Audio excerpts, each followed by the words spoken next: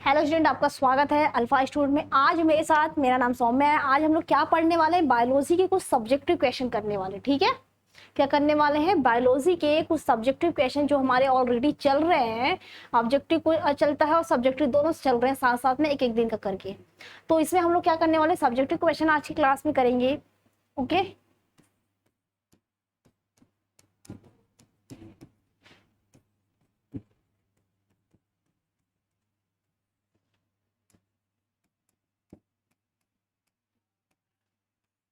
Clear point. अगर हाँ, एक चीज और बता दूं, अगर आपको प्रिपरेशन नहीं हो पा रहा है, अपनी बोर्ड एग्जाम की प्रिपरेशन नहीं कर पा रहे बहुत अच्छे तरीके से, आपको गाइडेंस की जरूरत है, तो हमारे साथ आ सकते हैं और अपनी फुल प्रिपरेशन यहाँ पे कर सकते हैं। ठीक है, हमारे साथ जुड़ सकते हैं। पूरे आपके जीरो से लेके आपकी पूरी प्रिपरेशन कराई जाएगी अच्छे तरीके से, सारे गाइडेंस के साथ। मॉडल पेपर वगैरह जो भी आपको एग्जाम की व्यू से बहुत इंपॉर्टेंट होते हैं, उसकी जरूरत जो भी होगी, वो सब कुछ की प्रिपरेशन यहाँ पे बहुत अच्छे तरीके से कराई जाएगी। ओके, तो आज की क्वेश्चन देखते हैं, चलते हैं अपनी क्वेश्चन की तरफ, ज्यादा टाइम वेस्ट ना करते हुए। पहला क्वेश्चन क्या है? अलैंगिक जनन द्वारा उत्पन्न संतति को एक पुंजन या फिर क्लोन क्यों कहते हैं? ठीक है, बोल रहा है कि एक पुंजन या फिर बोल सकते हैं क्लोन क्यों कहते हैं। ओके, तो इसका आंसर देख लेते हैं, क्यों कहते हैं, कैसे कहते हैं। ठीक है, चलो इसका आंसर देख लेते हैं। लिखना, ये जो एक संतति वाली बात करें, जो अलैंगिक होते हैं ना, अलैंगिक जनन द्वारा जो उत्पन्न जो संतान होते हैं, आनुवांशिक रूप से क्या होते हैं? बिल्कुल समान होते हैं। क्या होते हैं? बिल्कुल समान होते हैं। अलैंगिक जनन से उत्पन्न, ठीक है, अलैंगिक जनन से जो उत्पन्न संतति होते हैं, संतति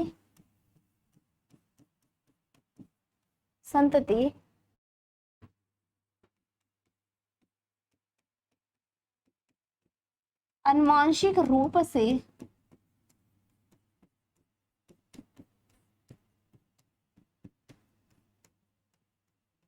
ठीक है, ये क्या होते हैं? बिल्कुल आनुवांशिक रूप से बात करें तो ये क्या होते हैं? बिल्कुल समान होते हैं। और इसमें बात करें युग्मक का मिश्रण क्या होता है? ऐसा कुछ भी नहीं होता है इसमें। युग्मक का मिश्रण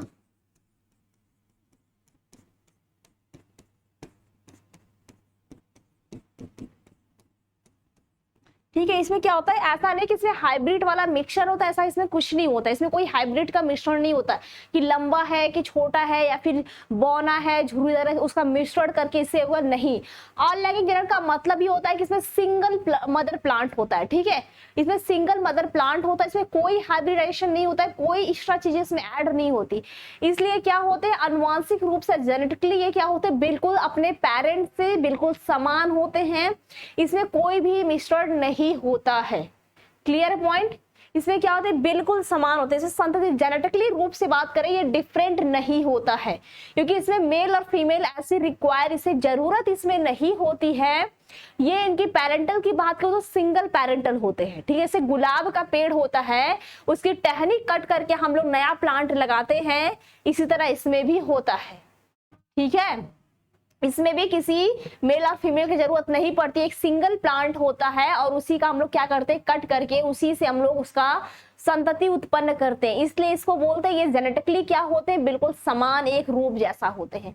इसमें युग्मक मतलब कोई और गैमेट्स की मिश्रण इसमें नहीं पाया जाता, इसलिए इसको हाइब्रिड नहीं कहते हैं। इसलिए और इस कारण से बात करें, इस कारण से ऐसे उत्पन्न संतति को हम लोग क्या बोलते हैं? पुंजक या फिर क्लोन भी कहते हैं।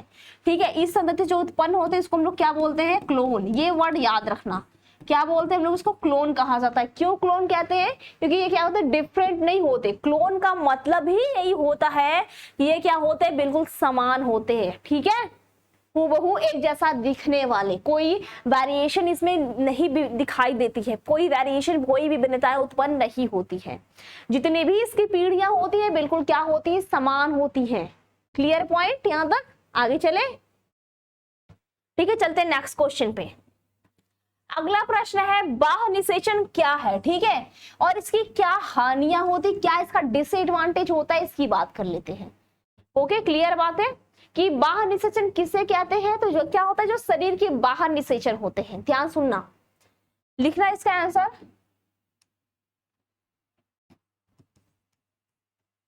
बाहर, जो शरीर के बाहर निषेचन होता है। ओके,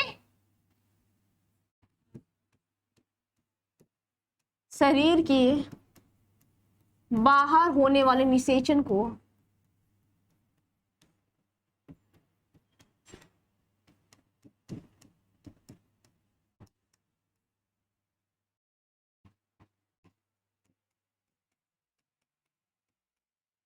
बाहर निषेचन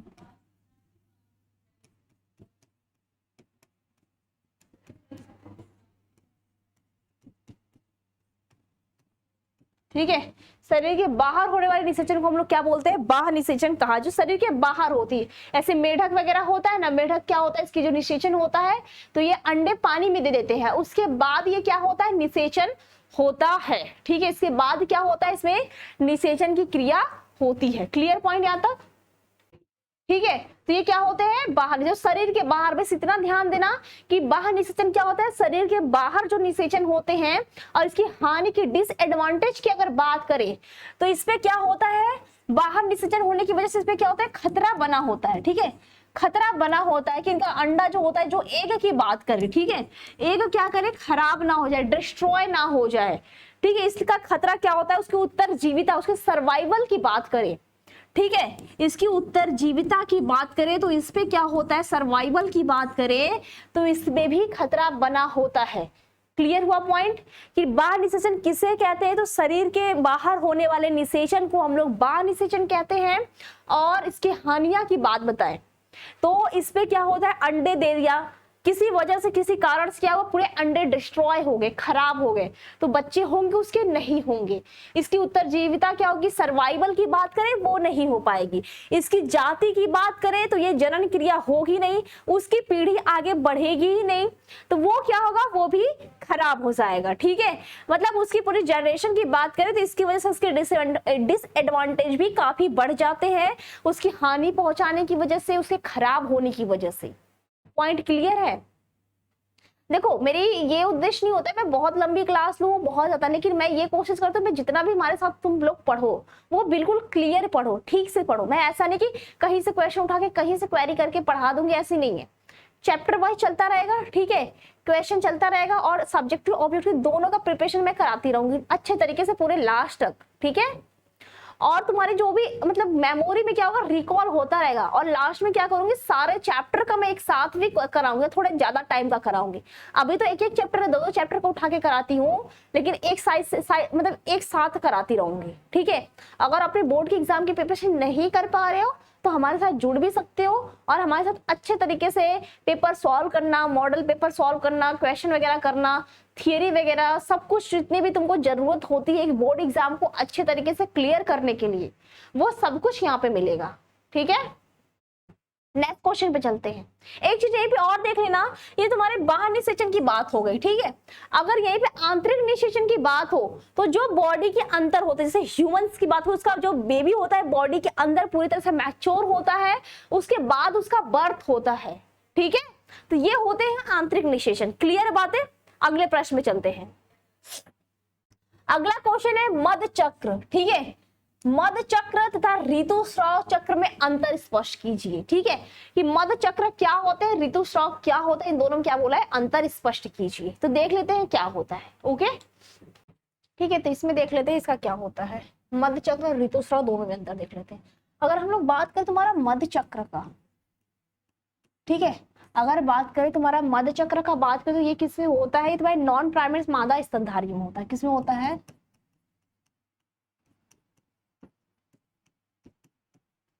नॉन प्राइमेट्स मादा स्तनधारियों में होता है।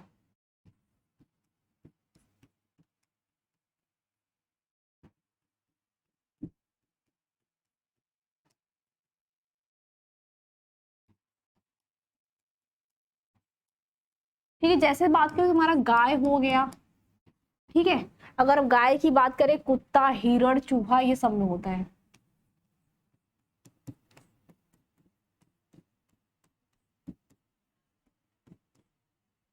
ओके क्लियर है।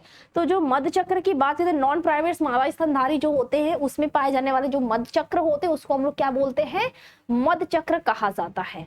ठीक है, जैसे कुत्ता हो गया तुम्हारा, हिरण, चूहा, ये सब तुम्हारे एग्जाम में पूछ देता है ऑब्जेक्टिव क्वेश्चंस में। अगर बात करें आदि में जो चक्र पाया जाता है ना, इसे मादा अंडाशय में जो होता है जनन वाहिका। ठीक है, मादा अंडाशय की बात करें, जनन वाहिकाएं की बात करें में चक्रीय परिवर्तन होते हैं। उसमें क्या होता है तुम्हारा कि अंडाशय और में बात करें और इसमें क्या होता है तुम्हारा चक्रीय परिवर्तन होता है। ओके, क्या होता है, चक्रीय परिवर्तन होता है, इस वजह से होता है।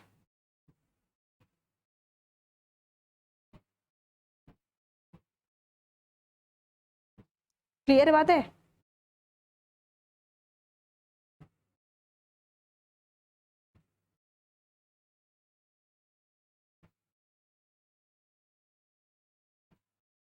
ओके, एक लास्ट क्वेश्चन उसका, अच्छा इसमें एक और है तुम्हारा, ठीक है, उसकी भी बात करें तो तुम्हारा मध्य चक्र का हो गया। ऋतुस्राव की बात करें तो जो ऋतुस्राव होते तुम्हारे उसमें प्राइमेट्स में होता है, ये तुम्हारे नॉन प्राइमेट्स होते हैं, लेकिन जो तुम्हारा ऋतुस्राव होता है ना, ये किस में होता है तुम्हारा, ये प्राइमेट्स में होते हैं। ठीक है, ये किस में होते हैं तुम्हारे, प्राइमेट्स में होते हैं, स्तनधारी में होता है, प्राइमेट्स स्तनधारी में होता है।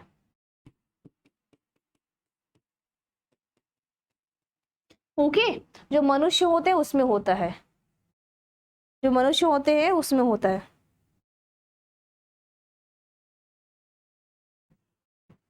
क्लियर बात है। मनुष्य, बंदर, इसमें एग्जांपल इसमें लिख लीजिएगा।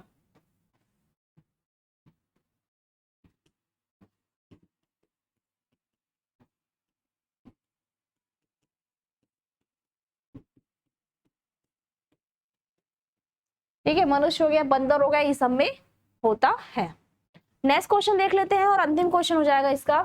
जनन क्या है, लैंगिक जनन से आप क्या समझते हैं। ठीक है, तो जनन में ऐसे ही बता देती हूँ आप लोगों को, इसमें बहुत ज्यादा वो करने की जरूरत नहीं है, लेकिन फिर भी अगर लिखना चाहते हो तो लिख सकते हैं। जनन वह प्रक्रिया होती है जिससे क्या होता है, जीव अपने जैसे ही जीवों को क्या करते हैं, उत्पन्न करते हैं जनन क्रिया द्वारा। ओके, जो जीव होते हैं अपने ही जैसे क्या होते हैं, उत्पन्न करते हैं,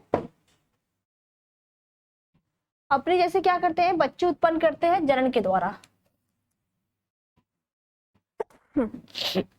सॉरी, देखो जनन क्या है, अगर बात करें तो जनन वह प्रक्रिया होती है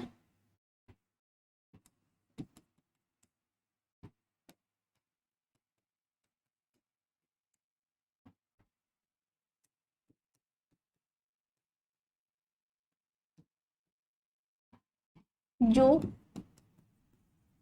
सभी जीवित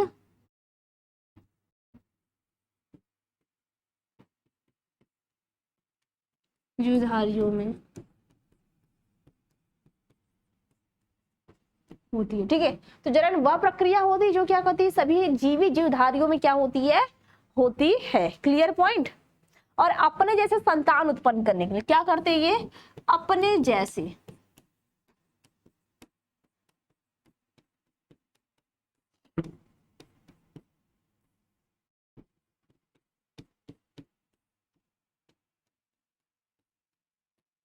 ठीक है, क्या करते हैं, अपने जैसे क्या करते हैं, संतान उत्पन्न करते हैं। ठीक है, अपने हूबहू जैसे, अपने जैसे देखने वाले क्या होते हैं, संतान उत्पन्न करते हैं।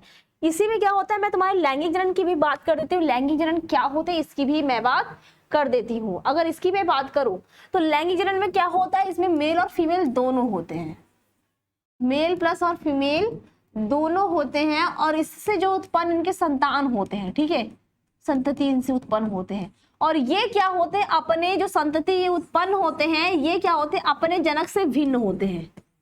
ठीक है, अपने जनक से क्या होते हैं, ये भिन्न होते हैं।